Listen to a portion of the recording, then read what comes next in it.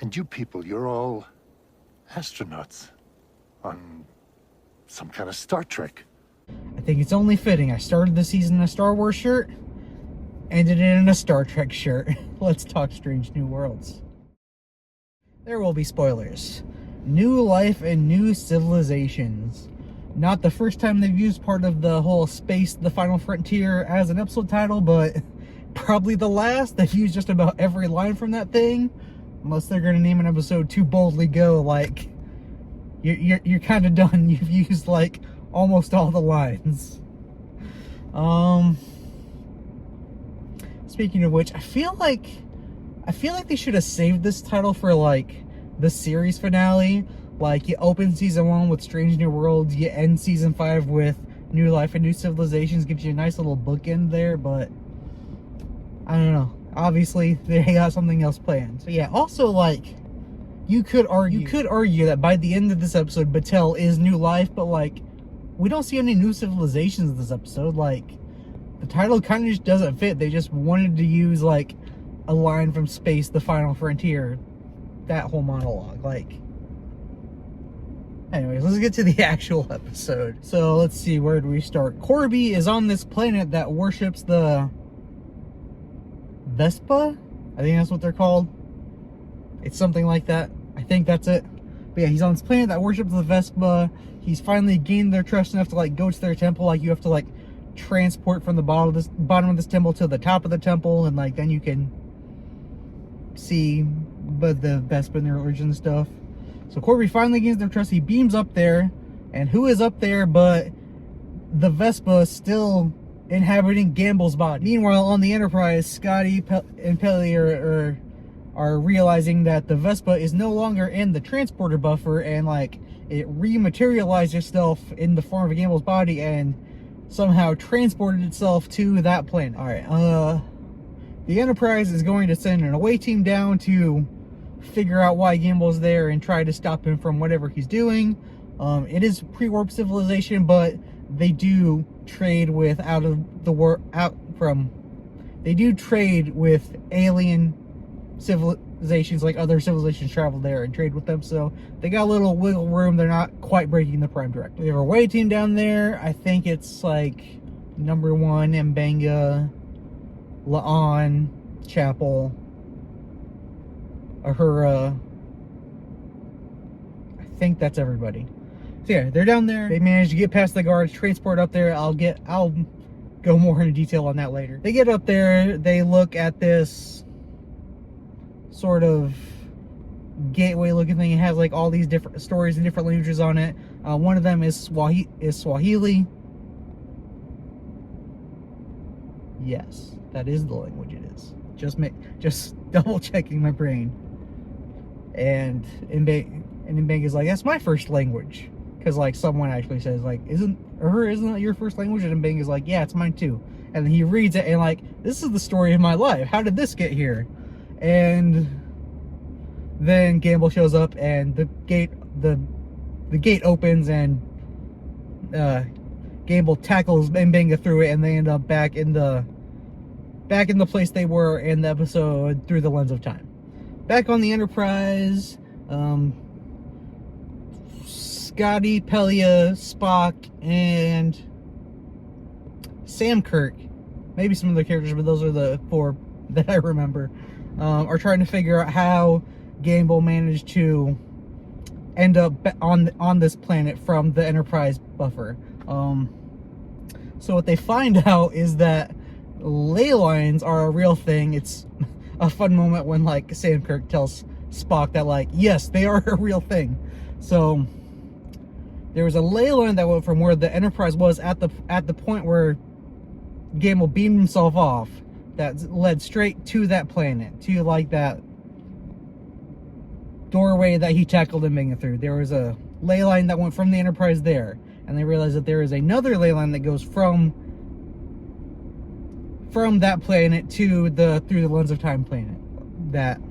That's how Gamble got M'Benga over there, and, like, they realized that Gamble's plan is to go over there, free all the Vespa from there, and then use that ley line to get back to that planet, and they're gonna They're gonna take over the bodies of all the inhabitants of this planet.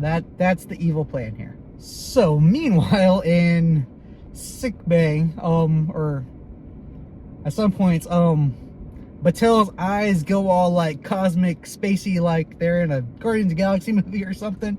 And so she goes to sickbay, like she's not blind, nothing's wrong. She can still see. They just, for a minute, they're all like black and spacey, and then they go back to normal. And they like take a look at her DNA, and Chapel realizes that her DNA exactly matches the DNA of that statue who was guarding that temple and Through the Lens of Time. And through several logic leaps, the Batel is like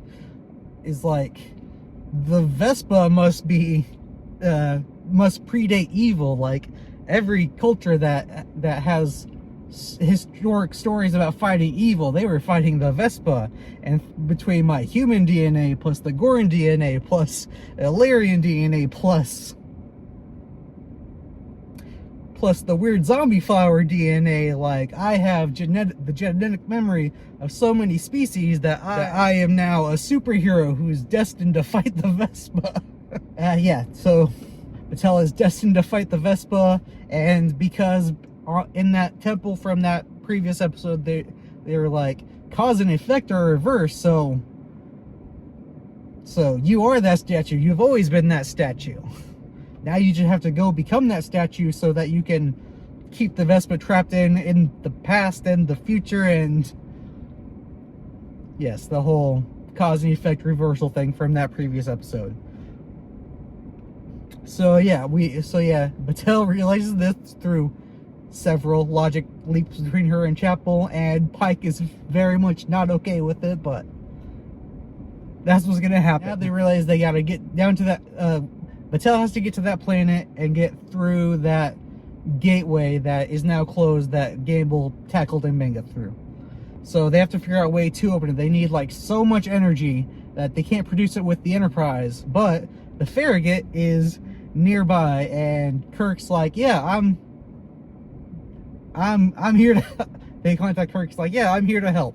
So what they realize is that if they take the phasers from the Farragut and the Enterprise and like combine them and shoot them at the thing, they can open it. But like they could also end up destroying the whole temple, so like they have to get like pinpoint accuracy. So they decide what they're going to do is that they're going to have Kirk and Spock mind meld for the first time, so that they are in perfect sync, and so that they can get it pinpoint accuracy, so they can get the gate open, and Batel and Pike can get through into the other temple. So yeah, they do that, and it's like a mind meld. It's like, it doesn't feel like your typical mind meld, like the way they talk about it, like Spock is going to know everything about Kirk's entire life, Kirk's going to know everything about Spock's entire life.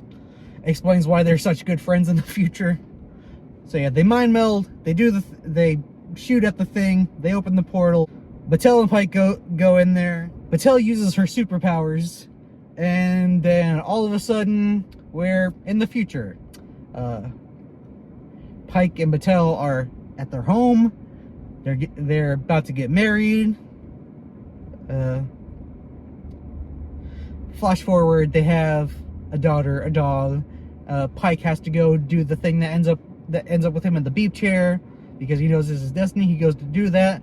Flash forward, the accident didn't happen. Flash forward, their daughter's an adult and is engaged now. Flash forward, Batel's on her deathbed and explains to Pike that like none of this is real, but this is just a gift to both of them. Like they actually get to live to like see what it would be like to live their lives. Then flashback to the temple, and Batel uses her powers, beats Gamble, traps all the Vespa, turns into the statue. And then the rest of the episode is just general resolution of all the character stories in the episode. Now I'm just kind of gonna go character by character and like talk about like specific moments and like talk about what I liked and didn't like. Let's start with Mbenga. Mbenga in the beginning is like, Pike tells him, you don't have to go on this mission because it's Gamble. And then Mbenga's like, I have to go on this mission because it's Gamble. So he goes, then Gamble tackles him, then he sees his life story written on this ancient portal thing, and then Gable tackles him through and like sets it up, and Gable sets it up like, you're connected, you and I, like you had an effect on Gamble's life and therefore mine, and we're connected, and like it's setting it up like there's like gonna be this big rivalry or a fight between the two of them. But then later when Patel and Pike shows up, like Mbenga just kind of gets knocked out like a bitch. Like, why set up that if you're not going to do anything with it? Like, that was just a weird place to go with that. Like, it felt like you were just trying to give Mbenga something to do, but like you didn't like pay it off at all. Let's see, who else do we got? Alright, let's talk about number one. Number one has like a couple of good moments, like on the planet when they're trying to get past the guards guarding the transporter. Like number one and Mbenga's are like Rigel, and like they like pretend to be like drunk to like distract the guards so like La'an can sneak up behind him and knock him out. Like, that was a fun moment. And then at the end of this episode, there's this moment between number one and Pike. It's after everything's happened. It's when like we're resolving everything, and like there's just like a point where like number one, Batel's gone. She's a statue. She just pours Pike a drink, and like they sit together and they're drinking. She's like, "You want to talk about it?" And he's like, "Nope." And then she's like, "Okay." And they sit and drink. Like, you can really see like their long-lasting friendship like in that one scene. Like, I really liked that. All right, who else we got?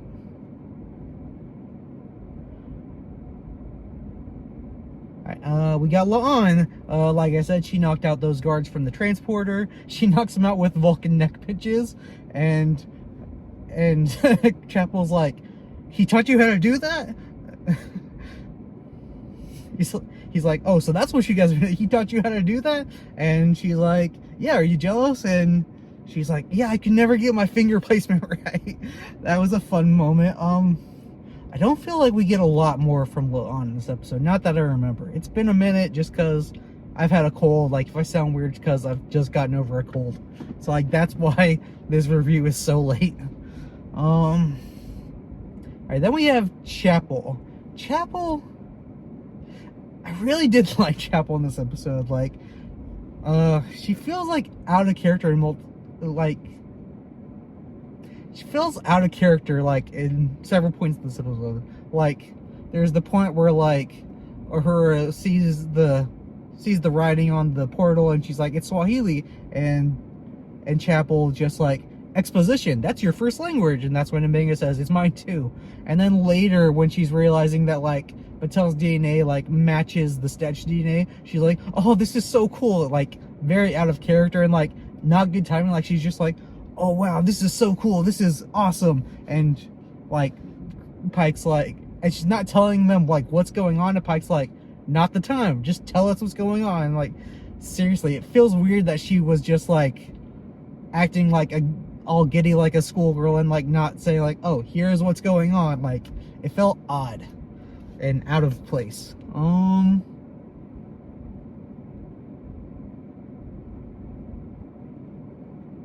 Scotty. I like Scotty in this episode. Scotty is mostly just like figuring things out, like figuring out like how the Vespa got out of the transporter, figuring out like how to shoot the phaser so that they hit the thing. There's this moment with Scotty during like this montage while Pike is like doing a monologue where we see him like in full dress uniform and kilt going to his first captain's table, much like Uhura did in the pilot. Or at least I think it was the pilot. It was either the first or second episode. But yeah, when Uhura like went to the captain's table and everyone's like casually dressed and she's in dress uniforms, like the same thing happens to Scotty in this episode. I thought that was a fun moment.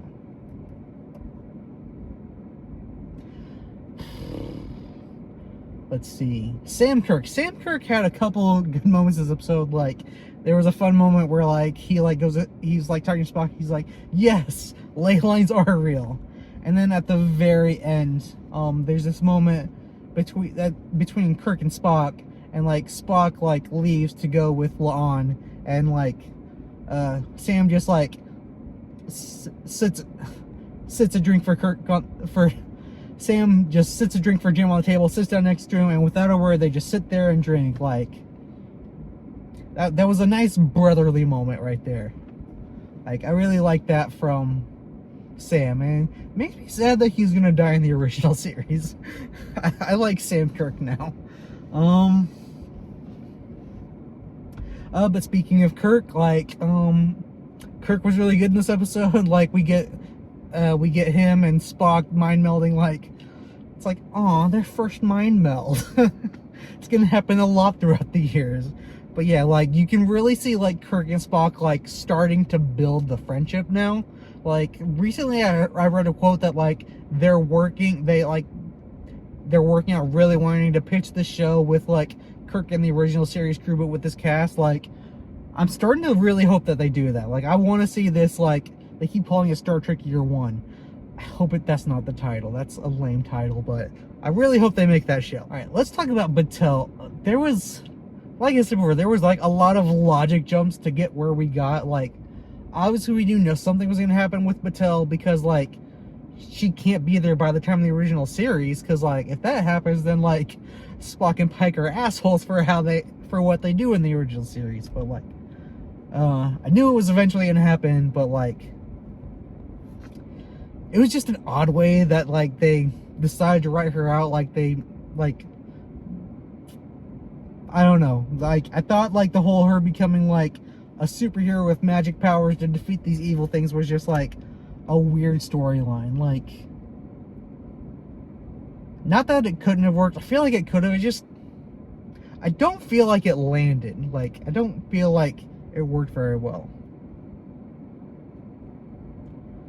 Now, that being said, I want to talk about, like, the whole, like, flashes between, like, this alternate life they lived. I really liked that. Like, it felt very, like, Star Trek Generations, like, Kirk and Picard going into the Nexus. Like, they're living this alternate life. And, like, I thought they, like, played it really well. Like, I really liked seeing them, like, get to, like, actually live their lives together. Like, that was very well done. I thought it was very well acted, that part. I thought that part was very well written. Like, I really liked the alternate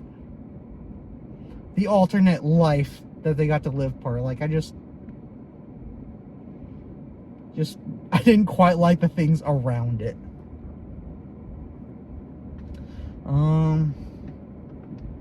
Let's see, that being said, between that and, like, how we see Anson Mount or Pike grieving throughout the rest of the episode, like, Anson Mount did, like, a really good job, give a really good performance in this episode. Now, overall, like,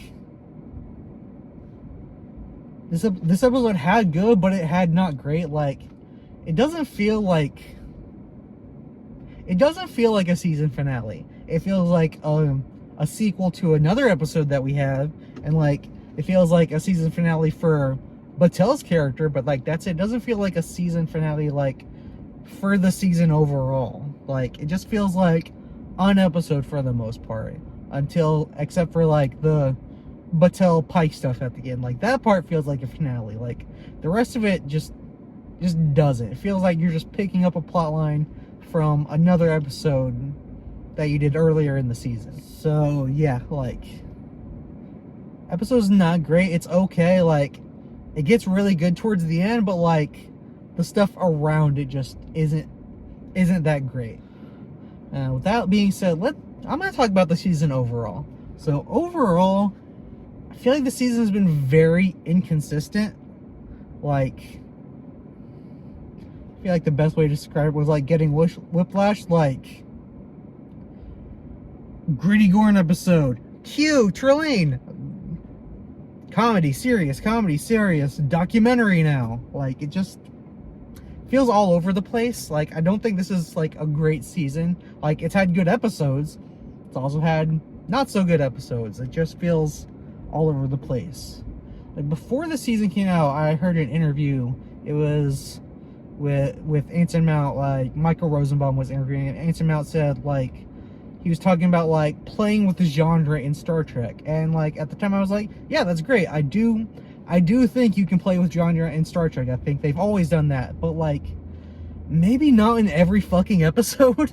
Like, maybe, like, do a consistent show of consistent quality, a consistent sci-fi show, and then like maybe in one episode you do a musical episode or a murder mystery. Like, we don't have to play with it and change the genre in every episode. Like, yeah, the original series was episodic and played with the genre, like, but it was consistent. It was consistently the same sci-fi show. They weren't like constantly changing the genre. I just feel like you can be episodic but also like be consistent. I don't know. I just feel like this season was all over the place, which I know I've already said, but like that's my thoughts on the season. But hey, to give them the benefit of the doubt, it's like they went through like multiple strikes while they were making the season, so like I hope next season is better since there's no strikes and they just made it consistently. Didn't have to like start making it, then stop making it, then start making it. Like, I feel like that, I hope that makes it, the next season, like, feel better and more consistent. Looking forward to see the Muppet episode. Yeah, I think that is all I have to say on this episode. So yeah, do all the YouTube things. Like, comment, subscribe. I will be back for season 4 of Strange New Worlds. Until then, you can find me on Instagram at Couch Talks Movies. And you should check out my Star Trek podcast, Tomorrow is Yesterday, where me and my co-hosts review every episode of Star Trek in production order. But until next time, live long and prosper.